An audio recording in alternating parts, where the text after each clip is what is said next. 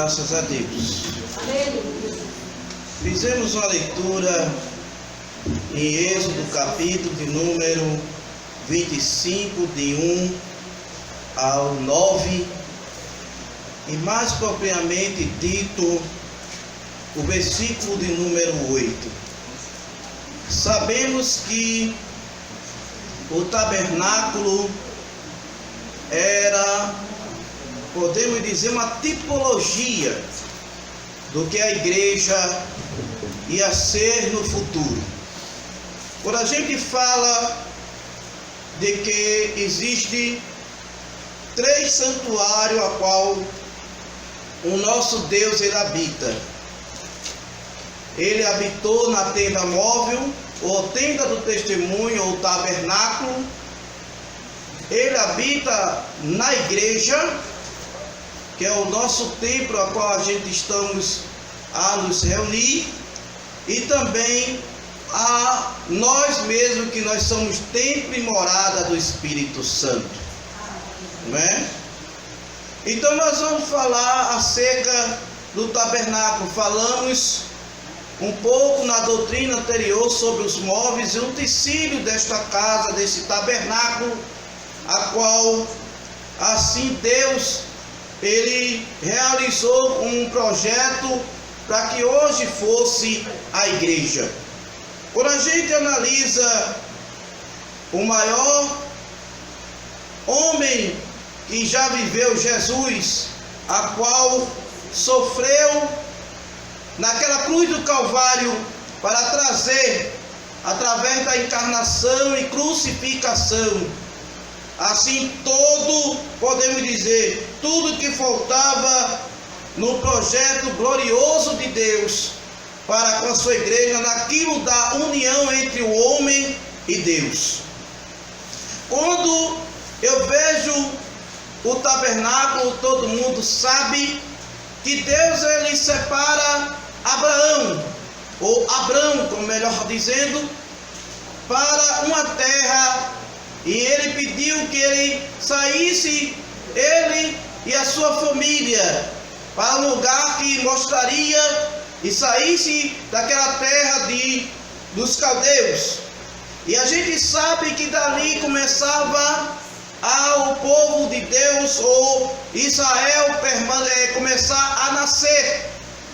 Começava um povo agora separado. Deus, desde o início da história humana, queria uma relação entre o homem e entre ele, ou melhor dizendo e explicando, entre Deus e o homem. Deus ele sempre queria essa relação entre o homem e Deus, mas a desobediência, a consequência da desobediência, que foi o pecado, fez o homem se distanciar-se de Deus, ao ponto de colocar uma muralha, uma parede entre a comunhão entre Deus e os homens. E era preciso agora Deus ele agir num projeto, agir esse de colocar uma comunhão entre ele e o homem novamente, para que o homem voltasse o adorar, o homem voltasse verdadeiramente a ficar unido entre uma fundição entre o céu e a terra e céu.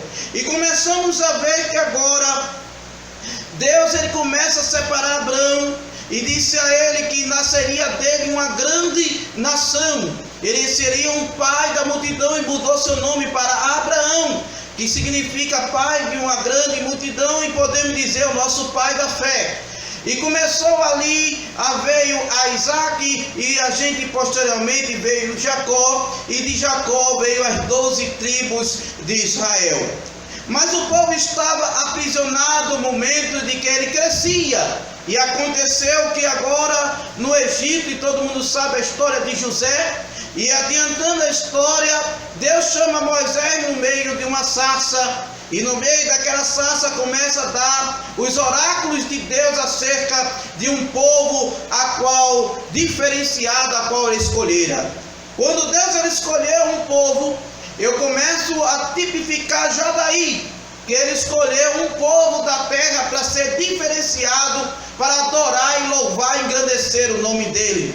Esse povo que eu vos falo é a igreja do Senhor, a igreja militante, a igreja que tem adorado, tem ficado no pé neste século, nesta geração, para adorar, para louvar, para engrandecê-lo em espírito e verdade. Deus, ele sempre, todas as gerações, ele escolheu um certo povo para poder assim colocar sua comunhão pessoal com ele e o homem, entre o homem e Deus. E nesse momento, através do sacrifício de Cristo, aconteceu e que qualquer um, aquele que vos aceitar, agora se tornar-se-á filho de Deus. Ele aumentou essa abrangência, ele aumentou verdadeiramente que era restrito a só um povo chamado Israel, para agora toda a humanidade. E começamos a ver que Deus, ele sempre, toda a história, desde ali do tempo de Abraão, do tempo de Jacó, no tempo de Israel, nas suas primícias,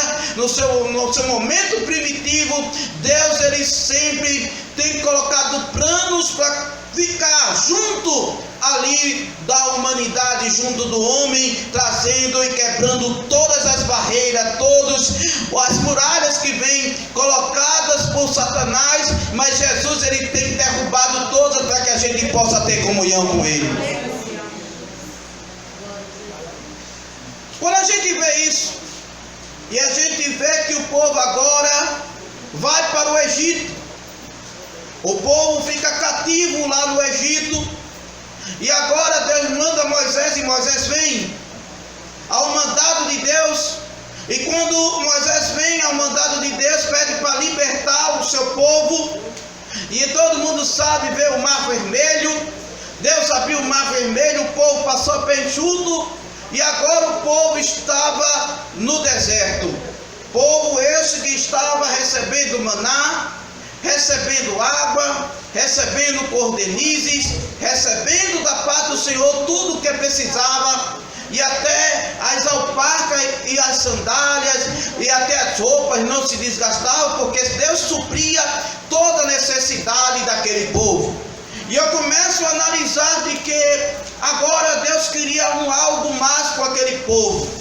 Deus, ele não só queria tratar com o povo, podemos dizer assim, só de longe, tratar com o povo somente por intermediário de uma pessoa, como podemos dizer Moisés ou Arão. Certamente Deus, ele queria agora tratar com todo o povo. E quando Deus, ele queria tratar um novo povo, Deus, ele traçou um grande projeto esse agora, que era o tabernáculo. Diga glória a Deus. A tipificação da igreja, a tipificação do que seria a igreja. Falamos uma palavra sobre alguns tecidos do tabernáculo, e eu quero entrar um pouco sobre esse tabernáculo, porque hoje a igreja é eclésia e é uma tipificação disso. E eu vejo que Deus, ele quis sempre se relacionar com o homem. E ali no versículo de número 8 do capítulo de número 25, eu analiso na minha Bíblia Sagrada o que Deus, ele ali oferece para seu povo. Ele diz: e me farão um santuário, e habitarei no meio deles. Está aí por quê e para quê Deus, ele fez esse tabernáculo. Não é? Deus, ele fez esse projeto desse, que Deus, ele não ia só fazer aquilo que lhe apraz, como diz assim a história, entre aspas, só aquilo que ele dizia assim, haja e acontecesse o tabernáculo. Não, era um negócio que ele ia fazer com o homem, e verdadeiramente com sua mente, com seu projeto, com a sua arquitetura, ele ia dizer ao homem o que ele ia fazer. Então tinha algo conjunto, já começou aí, algo conjunto entre Deus e o homem. Deus, ele podia chegar e dizer, haja, e o tabernáculo no deserto ele ia aparecer. Deus, ele fez o sol, Deus fez a lua, fez as estrelas,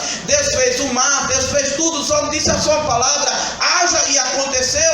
Imagine um tabernáculo, Deus ia instalar o dedo e dizer, haja, e aconteceria um tabernáculo já montado. Mas Deus, ele queria agora com o homem uma coisa conjunta, mais perto do homem, para que o homem tivesse prazer de construir algo, um projeto sua parte uma tenda de testemunho, a qual Deus ia habitar no meio deles e ia trazer a comunhão entre Deus e o homem, e entre o homem e Deus.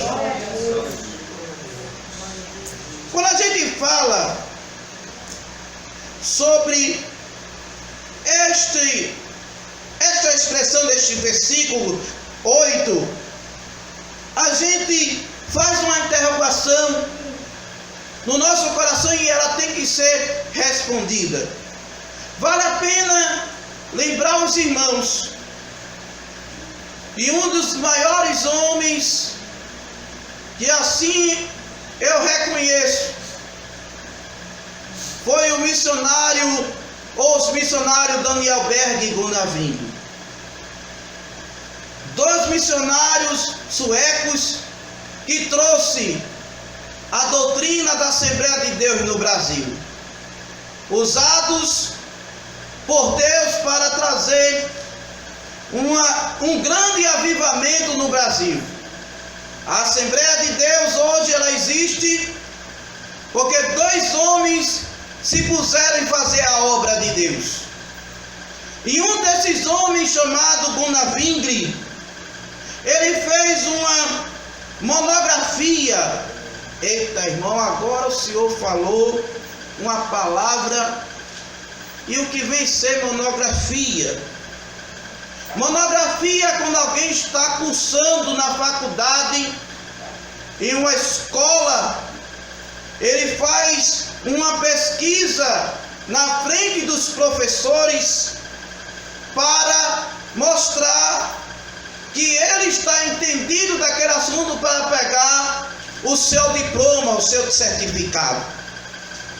E que a história diz que Gunnar Wingren, né, ele redigiu uma monografia para a sua grande. Existia ali o altar do Holocausto. Esse altar do Holocausto era o altar onde pegava-se o cordeiro, né? A pessoa que vinha, o ofertante, né? Que estava ali com seus delitos e seus pecados, ele vinha com o cordeiro e chegava até ali com o sacerdote, na porta do templo, ou podemos da porta do tabernáculo, não é? E isso assim é a mesma coisa o crente. Quando o crente ele chega na porta da igreja, ele vê logo que o sacrifício de Jesus ele muda, ele transforma, ele traz a gente um novo ser, uma nova criatura. A gente vê que tem perdão de pecado.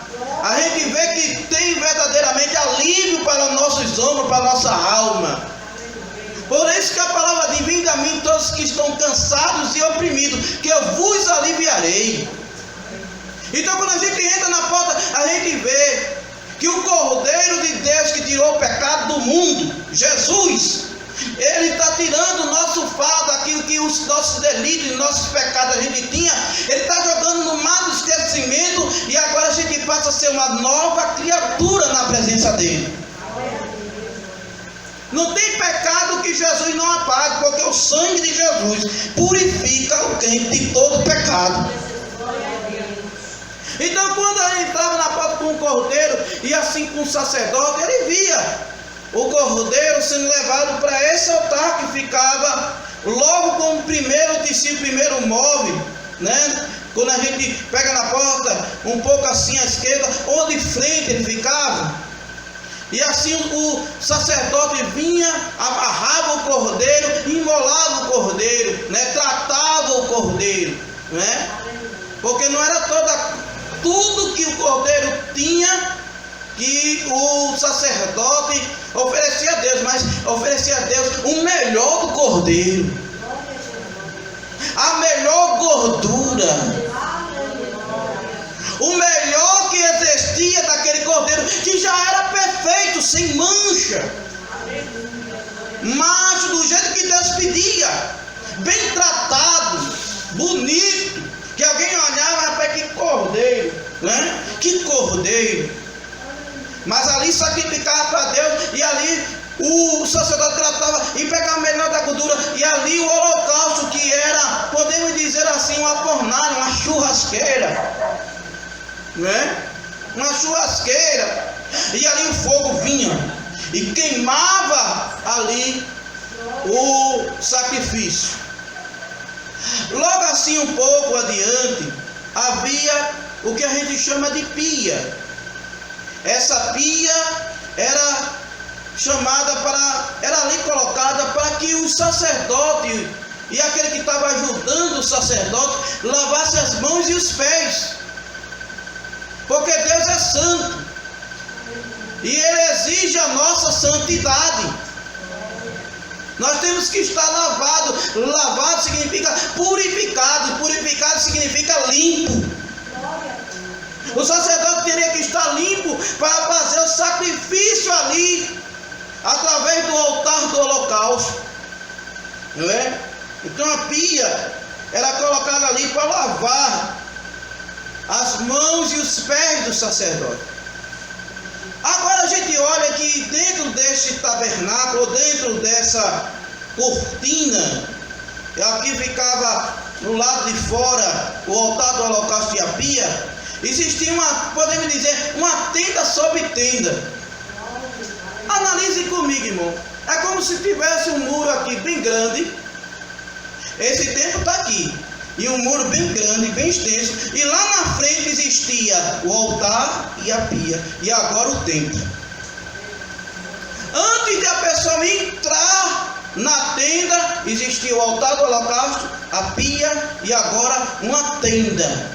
Essa tenda a gente chama a tenda do testemunho. Essa tenda do testemunho, nem todo mundo podia entrar nela. Só podia entrar nela quem estivesse autorizado para entrar. E não era todo mundo, mas isso a gente vai estudar lá na frente. Eu só estou colocando uma pincelada. Quando a gente fala de uma tenda do Novo Testamento, era dividida em duas partes. Diga comigo, duas partes. A primeira parte a gente vê o lugar santo. Esse lugar santo era colocado os candeeiros, as 7 lâmpadas, a mesa de madeira de acácia coberta, não é? Era um lugar que estava ali para o altar do incenso, que era algo muito importante para a cerimônia, né? Cerimônia de expiação, porque era pegado o sangue que era expegido no altar, e ali aquelas madeiras que ficavam no altar, no sangue expegido no altar, não é? Ele pegava aquela lenha e colocava incensários para levar para o altar de incenso, para perfumar com um cheiro suave ali a casa do Senhor. E o Senhor ali no lugar santíssimo estava recebendo toda aquela adoração, toda aquela cerimônia, para que o povo fosse abençoado por Ele. Por isso que muitas das vezes a gente fala assim, tem até um português que a gente fala, ó, esse vaso aí tem um fogo estranho, né? A gente já ouviu aí falar aí, um fogo estranho. Fogo estranho é quando um sacerdote pegava uma lenha que não estava expegido ainda o sangue do animal, pegava qualquer madeira para fazer incenso, para enganar A e enganar B. Vamos fazer um incenso aqui, né?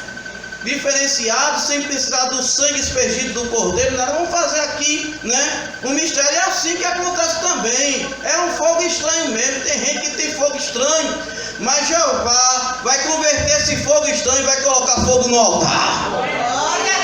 É, fogo do altar. E Daniel Berg Gunaving veio, mas Gunaving com propriedade, ele trouxe um entendimento para as gerações futuras entender a tipificação do tabernáculo do tempo de Moisés para a igreja que é hoje. Quando eu falo tipificação, era como se fosse uma prévia de Deus daquilo que Ele queria para a sua igreja na atualidade, nessa geração. Não é? Quando a gente fala da amplitude, volta aos irmãos e falar que um grande entendimento deste assunto de tabernáculo como tipificação para a igreja de hoje, uma tipificação para a igreja hoje. O tabernáculo foi maior, uma amplitude maior, aberta para os historiadores bíblicos, estudiosos bíblicos, depois de lermos essa monografia de Gunnar Ving, um homem extraordinário que viveu e trouxe a Assembleia de Deus ao Brasil através de uma obra missionária junto com Daniel Berg. Então, Deus ele tinha preparado este homem para que a gente hoje tivesse uma amplitude do que é uma igreja. Imagine quando ele começou a estudar, eu analiso assim, quando ele começou a estudar, ele já sabia, e quando chegasse no Brasil, ele já estava sabendo como ia organizar a igreja, não é? Como ele ia organizar a igreja, porque Jesus deu entendimento a ele para isso. Um dos 3 imposições que ele botou, introdução, falou sobre o tabernáculo. Na terceira ele botou uma comparação, que é isso, o tabernáculo, uma tipificação com a igreja. Ele começa a colocar dizendo, né, que Deus colocou os utensílios da casa do tabernáculo, porque Deus queria os seus mandamentos, os seus preceitos. E qual a igreja que não tem normas e não tem mandamento para seguir? Qual a igreja que não tem a sua ética, o seu costume, a sua doutrina? Qual a igreja que não tem verdadeiramente um padrão para se adorar a Deus? Se não tiver, não é igreja. A igreja ela tem princípio bíblico, doutrinário e costume como padrão dos fiéis. Quando a gente fala que ele colocou que a presença de Deus naquele lugar que ele queria, e hoje nós estamos aqui na presença de Deus. Esse templo aqui é uma... Então ele colocou ali a igreja na presença de Deus. Diz assim, Deus ele fez o tabernáculo, e esse tabernáculo era para que o povo e Deus pudesse ser quebrado, uma barreira de comunhão, de adoração para ele. E agora a igreja do Senhor é o lugar aonde Deus ele tem quebrado esta barreira, e nós temos comunhão com ele, e ele conosco, e nós estamos aqui na presença dele. Jesus sempre está presente neste lugar, porque anteriormente isso aqui é uma casa, é um templo, mas o que é importante é quem está dentro do templo, que somos nós. Quem adora somos nós. Só estamos reunidos aqui só para adorar o grandioso. Aqui é uma casa normal, mas quando a gente se reúne, aqui vira um lugar da presença de Deus.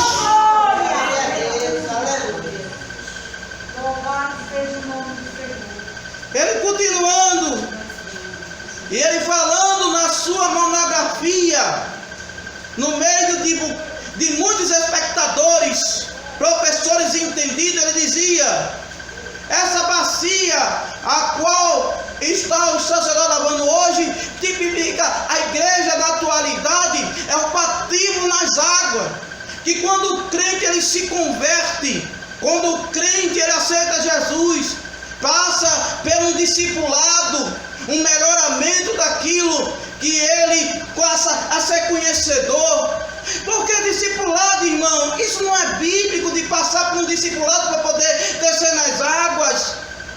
Antigamente eu via lá no eunuco, na passagem de Felipe eunuco, e eu vejo que Felipe diz assim, e começando a pregar sobre Isaías, a passagem a qual ele estava lendo, aí lá na frente diz assim, o que precisa para eu ser batizado? Só tu crê, se tu crê tu pode batizado. E ali, viram ali um riacho, um lago, não tinha água, e ali se batizaram, e alguém pega esse versículo e começa dizendo,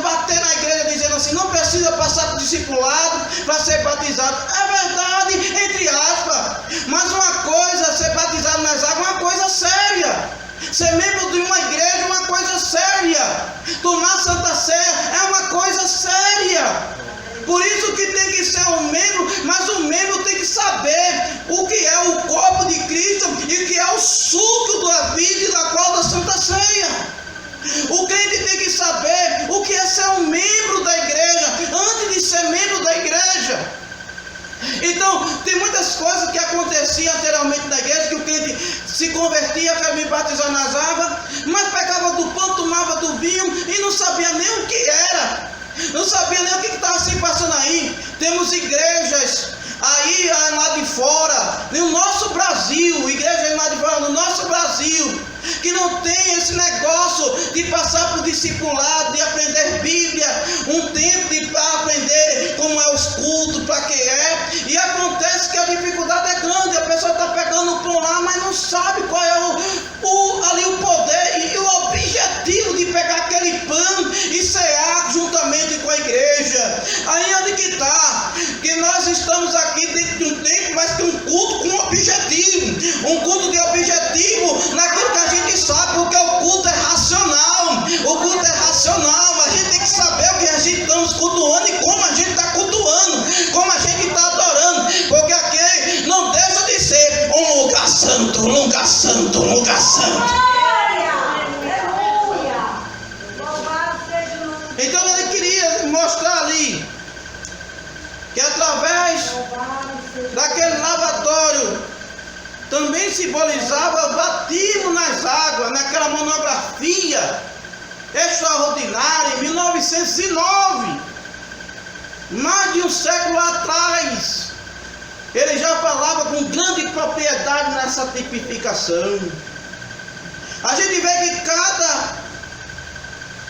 cada processo, eu olho o incenso no dentro do lugar santíssimo, eu vejo quando os crentes dobram o joelho e começam a clamar e traz um incenso espiritual, e o anjo com a taça sai apanhando esse incenso na igreja e vai levando até a presença do Senhor no Altíssimo, e ele vai gerando como um cheiro suave a oração dos santos.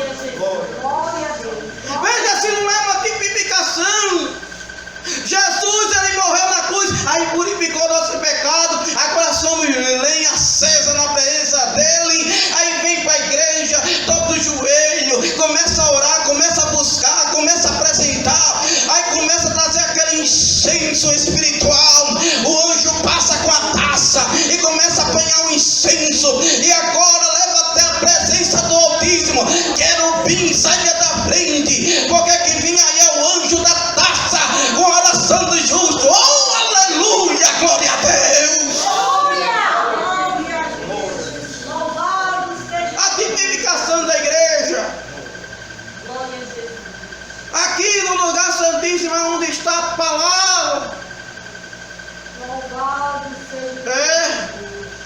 Aqui no lugar do altar é onde que está a representação da intercessão para o povo. Há quem diga que não, mas imagine uma igreja sem uma liderança. Aonde está a palavra? A quem pedir uma direção? E Deus nos permitiu a gente ser sacerdotes reais, povo adquirido, nação eleita.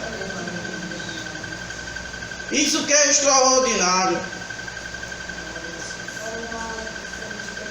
Ele começa a dizer: olha, Deus iniciou por ordem divina o tabernáculo, propriamente dito, a mosaica, uma tenda do testemunho, e constituiria uma morada sagrada erguida segundo um modelo celestial. Que coisa extraordinária! Se a gente entrar na profundeza da palavra do tabernáculo e a gente começar a comparar com a igreja,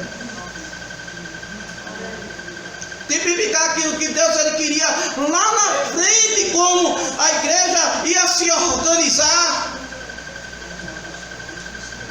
Né? É muito forte isso.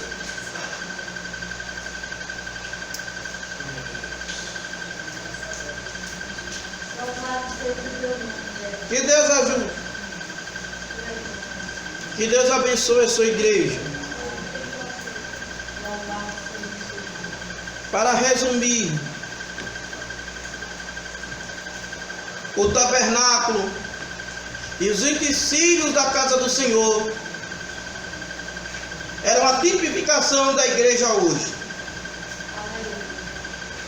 Na sua maior essência. E um grande homem que Deus usou para trazer amplitude para isso, que Deus usou foi Gunavim. E hoje nós estamos se deliciando, mastigando algo com mais amplitude, com mais mente aberta sobre esse assunto. E quando a gente olha, é uma verdade. Porque a igreja tem muro. Tem. A igreja tem lugar santo. Tem. A igreja tem lugar santíssimo. Tem. A igreja tem sacerdote para cuidar. Tem. Que Deus ajude. Que Deus abençoe. Se Deus permitir, estaremos falando acerca desses utensílios, um por um, com grande propriedade, sobre a cada peça do santuário. E vamos trazer para a atualidade o que simboliza. Se Deus permitir, antes de nós entrarmos, vamos falar das pessoas que Deus usou e levantou para que os utensílios da casa do Senhor fossem feitos. Porque eu vou dizer, viu, irmão, no deserto, vou falar de novo, foi no deserto. Foi no deserto. E Deus foi preparando o homem para trabalhar no cobre, homem para trabalhar no ouro, na prata, na madeira. E eu fico pensando como, sem ferramentas que hoje tem, a tecnologia que hoje tem, já é difícil de trabalhar no cobre, no bronze, no ouro, na prata. Mas aqueles homens fizeram, né? A Arca da Aliança tinha 2 querubins com as asas para trás assim. E eles fizeram naquela época. E não era mal feito não, era negócio que se hoje for fazer em máquinas tecnológicas, não fica igual. Porque uma coisa é um homem utilizar da máquina para fazer alguma coisa, e outra coisa é Deus dar sabedoria. Aleluia. Vamos ficar de pé, agradeço a todos em nome de Jesus, né? Estamos terminando um pouco mais cedo, como de costume. Quero agradecer ao meu diácono Jota, meus amados irmãos aqui, os nossos irmãos, em nome de Jesus. Queremos avisar que sexta-feira teremos campanha, 5 de oração o dia todo, né, em nome de Jesus. Né, depois a gente fala com os adolescentes, porque os adolescentes estão um pouco assim, mas a gente vai fazer assim um culto. Vou falar com o pastor para a gente fazer um culto aí especial, né, para a gente reunir assim os adolescentes da casa do Senhor, né, em nome de Jesus, pois estão muito dispersos, né? Então, sexta-feira, campanha evangelizadora, sempre naquele mistério, né, irmão? Sempre naquele mistério, né? Mas Deus é grande. Quanto mais carece das orações, maravilhoso Deus. Muito obrigado por esta palavra que tu nos concedeu. Ajuda teu Pai. Meu Pai, abençoa a tua igreja. Ajuda o nosso pastor presidente, a diretoria da nossa igreja, o nosso pastor Leonardo, a cada obreiro. Deus abençoe a nossa pátria, o nosso Brasil, o mundo, o planeta, as forças governamentais. Ajuda teu povo, continua dando livramento. Te peço todo o livramento da tua parte, meu Deus. Ajuda a todos, meu Pai, em nome de Jesus. Amém. Que a graça do nosso Senhor Jesus Cristo, o grande amor de Deus nosso Pai e as divinas consolações do Espírito Santo esteja com toda a igreja, desde agora e para todos sempre. Todos dizem amém.